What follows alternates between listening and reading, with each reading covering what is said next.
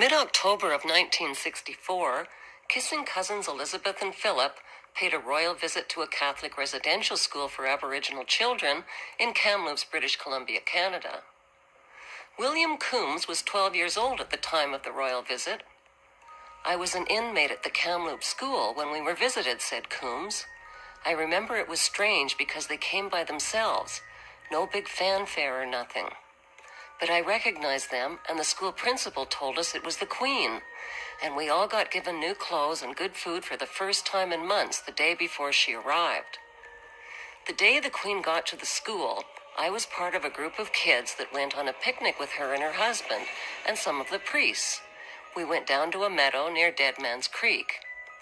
I remember it was weird because we all had to bend down and kiss her foot, and she was wearing a white lace boot.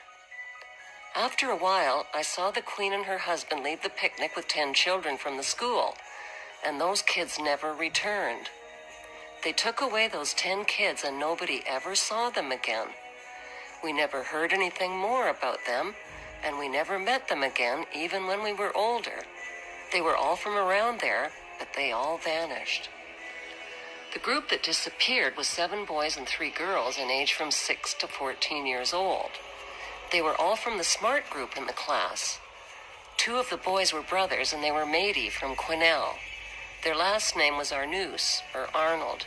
I don't remember the others, just an occasional first name like Cecilia, and there was an Edward.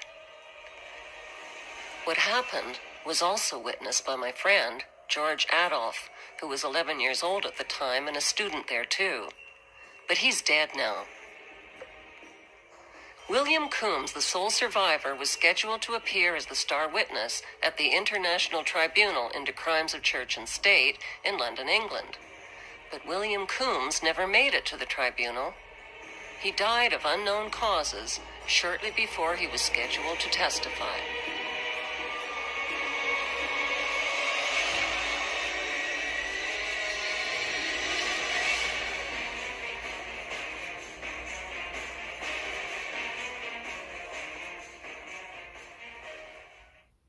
Reverend Kevin Annett, a former minister of the United Church of Canada, believes that William Coombs was murdered to stop him from speaking out about the royal abductions and other crimes of murder and torture that he had witnessed at the school.